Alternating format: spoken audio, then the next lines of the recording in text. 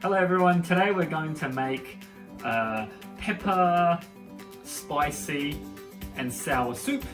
In Mandarin it's called hu la tang. So it's quite good for winter. It's a very cheap and cheerful hearty soup that's quite peppery and a little bit chilly. It's very popular as a breakfast dish in northern China, on the frontier where ingredients are quite scarce and the weather's cold. So let's get started. So ingredients, there's 5 parts to this, but don't worry, it's very simple. You need a protein base, so anything will do. My personal favorite is chicken or pork, but old ham's pretty good too, which I'm going to use today because it's in the fridge. And you want to stir fry that with some onion and garlic, so you'll need some onion or garlic. You'll need some fillers for the soup. Fresh or frozen vegetables, tofu, bamboo shoots. You can be quite creative as long as it's diced and the vegetables have a mild flavour. So don't go putting in beetroots or celery or sweet potatoes. My all-time favourite is actually spaghetti because it's easy to obtain from anywhere. Or noodles, although you'd probably want to use the thicker and stronger sweet potato noodles that you can buy from the Asian grocer. But hey, spaghetti's great, be proud. For the flavouring, so this is the real essential bit. You need soy sauce, vinegar, pepper, mix of black and white pepper, chili powder or chili flakes, and salt. Really, it's the usual suspects of northern Chinese cooking. No funny truckload of different spices that you see in Southeast Asian cooking. And finally, you need a thickener. Now, flour works fine. That can be normal plain flour or self-raising flour, but you could also use cornstarch. And if you're really running a bit low, shred a few potatoes. That works well too. It just takes it a bit longer. So to get started, you want to use a deep pan, chop up some onions. The onions, you want to fry the onions in some oil because that will obviously be the base flavouring that goes with the protein. So let's chop up these onions. Usually I prefer red onions, but it really doesn't matter. You could also throw in some garlic if you're going to do that. Add some oil into your pot at the bottom. I always like steel pots, but it's up to you really. And then you just start frying these onions. Give the onions a good fry, become nice and fragrant in the process. This is the part where you add protein. As I said, I'm using an old ham just because I've got it in the fridge. But chicken goes really well if you want to chop up some chickens, some chicken pieces, or you can use beef or pork. You can make it into meatballs if you like. Or if you're using stock, you could actually ignore this step altogether and just use stock. But this is basically here to produce fragrant stock so that we could use it as a base. So give it a good fry, and you can get some other vegetables ready whilst it's frying away. Let it fry for about 4 or 5 minutes on probably medium heat. And then put in some chili at this point. Remember, whatever you put in here will go a long way because it's going to be the soup base and it'll stay with the dish for the whole period of half an hour of cooking. So when you can smell that that's nice and fragrant, make sure it doesn't burn, keep stirring it, medium heat's good. You want to get some water. I've actually just boiled some water in a kettle. But you could add in cold water if you want. Just takes a little bit longer. But so I've boiled the water here, and then this is where you want to turn the heat onto absolute full blast. I use an induction cooktop, which is pretty quick. But if you're using gas or electric, you want to just keep that at max heat and let it boil up as soon as possible. There you go. So it's boiling quite quickly. So now you basically let this broth cook with protein. Now you should keep cleaning the soup. You'll see me do this again and again, but you want to take away any of the foam that gathers on the side. Just makes the soup taste a bit yucky. So now let's chop up some vegetables. The general rule, make sure you're using hard vegetables because it's going to get boiled for half an hour. You don't want them to turn into bits. So I always like mushrooms. Any kind of mushrooms is great. You can get your hands on the Asian oyster mushrooms. That's fantastic. If not, doesn't matter. Frozen vegetables. You can always use fresh vegetables too. I just bought some for the dog and the dog wasn't too keen on them. So I'm going to use it as filling. Just remember, the vegetables just have to be tough so that they can withstand the half an hour of boiling that they'll need to go through. Now whilst this is happening, I should probably go reply to some emails. Anyway, let's let that boil.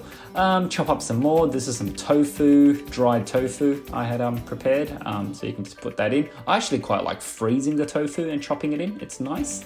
And here's some coriander. I really like coriander. It's another staple of Northern Chinese cooking. And just keep it all on full blast. But as I keep saying, you can be really creative with whatever vegetables you want here.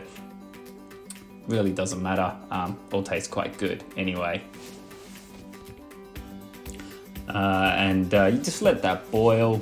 You'll see me do this time and time again. Clean the foam, clean the foam. The foam tastes horrible. If you don't clean it, it actually goes into the soup and then you're stuck with it. So you want to just keep an eye on it. Usually I set a timer, come and check, clean the foam off the side of the pot. But other than that, it's pretty simple. You just let it all boil. 20 minutes later, as you're seeing, we're still cleaning the foam. You can see it's evaporated a fair bit by this point. So what we'll do is we'll top it up with some more water. You can see that's really bubbling up quite nicely now. So yeah, you want to just keep boiling. Now you want to make sure all the ingredients are cooked. Flavoring time, half a cup of soy. You can add a bit more if you like, but general rule, half a coffee cup for every 2 liters of water. This is vinegar, which I'm putting in. Same portion as soy. Oh shit, that was actually olive oil. My girlfriend's mislabeled it. I'm just gonna pour it back into the bottle and get some actual vinegar. But yeah, look, half a coffee cup of vinegar. There's some real vinegar. This is just apple vinegar apple cider vinegar that I've bought from Aldi. But yeah, you can use any vinegar really. The Chinese black vinegar is great, but we're in this self-isolation, social distancing, so I'm not going to run to the shops. Chili flakes, generous bit. If you like chili, add a bit more, but you could always add more later if you feel like it. Give it a little pinch of salt, although usually you don't need to too badly because you've already got the soy sauce, but I prefer things strong flavored. Northern Chinese border. Get some pepper in there, really generous servings of pepper. The whole soup is made from pepper. And don't forget, clean it.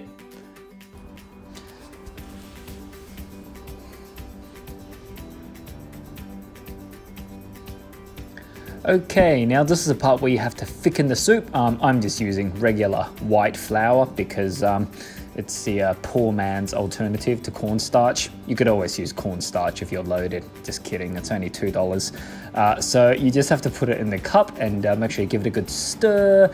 The trick is to get it really, really smooth so it looks like a smoothie. You don't want bits and pieces in there like this. So I just keep stirring it.